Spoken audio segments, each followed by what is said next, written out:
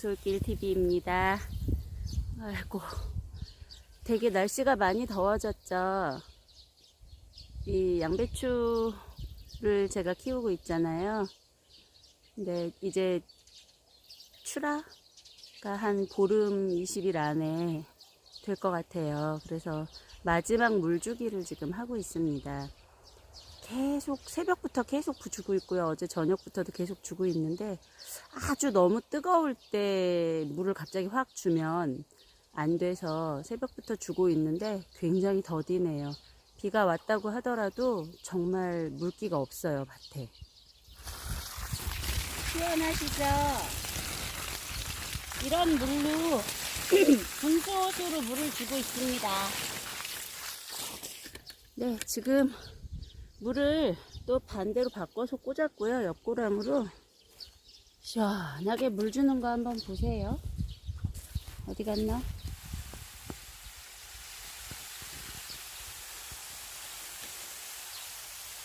뜨거!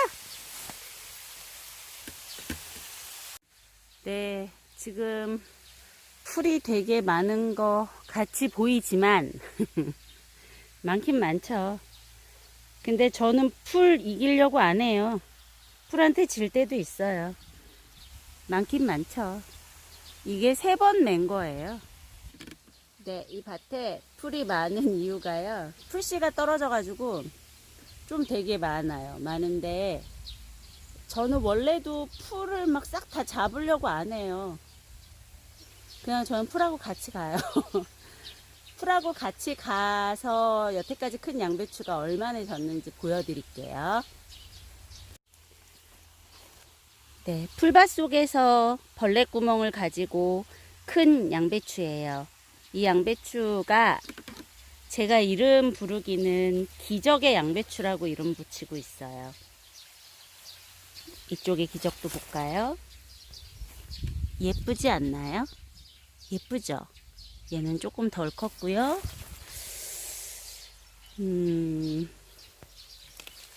얘는 좀 더 예쁘게 크고 있네요. 왜 기적의 양배추인지 이야기 해드릴게요. 이 녀석들이요, 전부 다 냉해를 입어서 속에 아주 가느다란 이파리 하나 빼고는 전부 얼어서 녹아버렸었어요. 그래서 다 10명 중에 9명이, 아니다, 나 빼고는 10명 중에 10명이 다 갈아엎으라고 했는데요. 살았거든요. 얘네들을 살리려고 제가 좀 애를 쓰긴 했죠. 이만해졌어요. 지금. 네, 이만해요. 아직 완전히 단단하지 않아서 조금 더 알이 찰 거예요.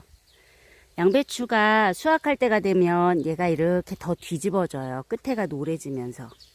물론 뭐 좀 일찍 수확하시는 분도 있지만 저 같은 경우에는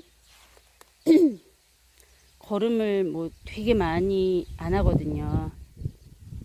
그리고 아시다시피 화학 비료를 쓰지 않기 때문에 드라마틱하게 막 엄청 확 크지 않아요. 그냥 지가 갖고 있는 세월만큼 지가 할 수 있는 양만큼 아이들이 크거든요. 근데 이렇게 커줬어요. 옆에 이렇게 잡초 친구가 크고 있는데도 지알돌이 하면서 이렇게 커주고 있어요. 네, 요렇게요. 봄에 이 양배추들을 심어 놓고 냉해, 심은 지 3일 만에 냉해를 입고 다 얼어서 죽었다고 동네에 소문이 쫙 났어요. 저 힘들게 심던데 어떡하나, 나쁜 말씀은 못 하시겠고, 농사라는 게 처음에 이제 귀농이 되어서 내려와서 농사를 지을 때 저는 누가 이때쯤은 이렇게 해라, 요때쯤은 요걸 해라, 저때쯤은 저걸 하면 안 된다, 이렇게 딱딱 가르쳐 줄 줄 알았어요. 근데 농사는 나 혼자 짓는 게 아니라 날씨, 하늘, 모든 게 다 뒷받침이 돼야 되잖아요. 그러니까 누구도 책임져 줄 수 없는 거기 때문에 정말 오래 농사를 지으신 분도 딱 누군가한테 이렇게 해라라고 얘기를 안 하시더라고요. 왜냐하면 잘못하면 그게 곧 책임이 될 수 있잖아요. 난 정말 별거 모르고 있었는데 어르신이 이렇게 하라 그래서 했는데 망쳤어요. 이렇게 되잖아요. 물론 뭐 굳이 그 뜻은 아니었겠지만, 그래서 처음에 시행착오도 정말 많이 겪었고요. 지금도 물론 말도 못하지만, 그런데다가 뭐 물어봐도 굉장히 애매하게 대답을 해주세요. 누구도 할 수 있는 대답. 될 수도 있고 안 될 수도 있어. 그거 쓰면은 할 수도 있고 안 될 수도 있어. 어디까지나 제 선택이고 제가 책임져야 되는 직업 중에 하나더라고요.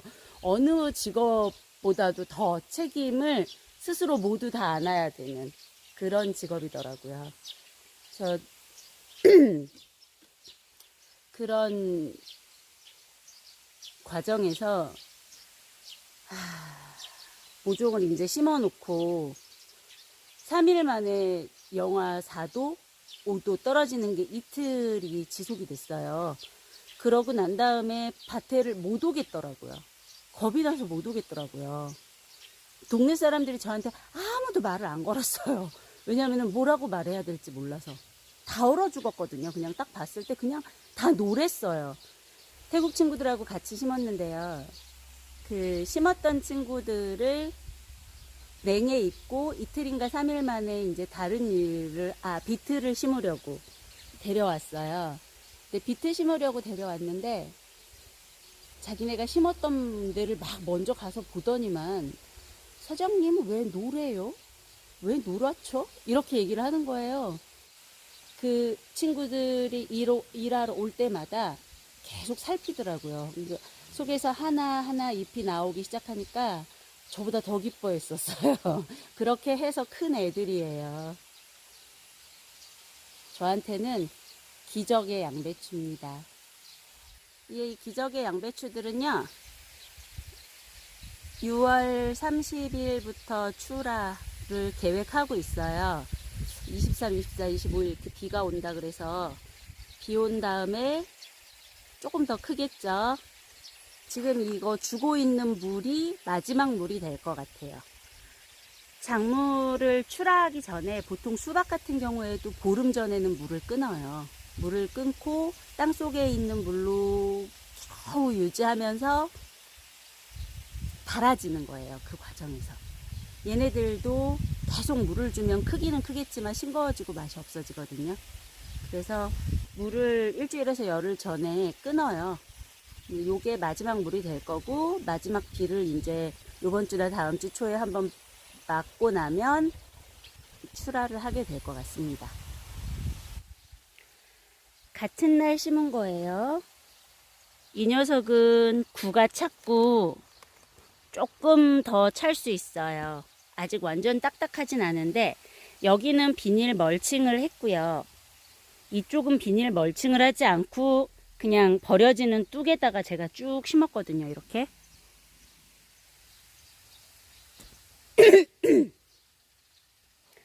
근데 확실히 비닐 멀칭을 안 한 녀석들은 더 어리죠. 똑같이 심었어도 더 어리긴 한데요. 이상하게 요번에는 비닐 멀칭을 한 데보다 안 한 데가 벌레가 조금 덜한 것 같고요. 공장에서 찍어내지 않으니까. 물론 모든 농부가 키우면서 최선을 다하겠지만 드셔주시는 분들이 단순히 그 객관적인 관능적인 맛의 기준으로만 판단하지 않으셨으면 하는 바람이 있어요. 어떤 날은 더 맛있는 게 걸릴 수도 있고 어떤 날은 덜 맛있을 수도 있고, 네, 그렇습니다. 제가 아직 농업의 기술이 많이 부족해서 그런지는 모르겠지만 어쨌든 다른 거는 하나도 없고요. 진짜 정성스럽게는 키워요. 물론 풀을 다 매주지는 못하지만. 이런 녀석들은요, 비록 벌레 자국은 있지만 정말 커요. 크죠? 네, 많이 크네요. 이런 애들도 꽤 있고 더 작은 아이들도 있고, 그래서 순차적으로 몇 번에 걸쳐서 출하해서 입고시켜야 될 것 같아요. 지금 보시는 양배추의 밑둥을 한번 보시면 이만큼 이렇게 퍼져 있잖아요. 이게 얼마만큼 퍼져 있냐면요. 옛날에 한밭집 같은 데 가면 오봉 있죠, 오봉. 그 양은으로 된 오봉. 그거보다 더 커요. 훨씬 커요, 그거보다. 그 소반? 양은 밥상? 이거보다 더 커요. 근데 그 정도 커야 구가 한 2kg에서 3kg, 뭐 크게는 4kg 이렇게 나오고요. 만약에 밑받침이 넓게 퍼지지 않으면 구도 작아요. 그래서 저 위에는 구가 좀 작은 애들이 있고요. 이쪽은 아래쪽이라 그런지 냉해를 입었음에도 불구하고 이쁘게 커주고 있습니다. 하늘이 참 맑아요.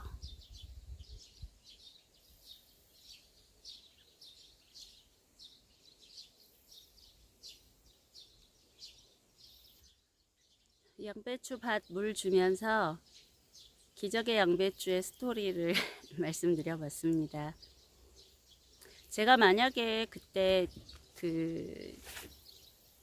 다들 냉해 입었다고 갈아엎어야 된다고 했던 그 양배추들을 포기했으면 올해 양배추를 수확할 수 있었을까요? 하는 생각도 들고요. 포기하지 않기를 잘했구나 하는 게 또 하나 생긴 거예요. 저한테는 되게 감사합니다, 자연에.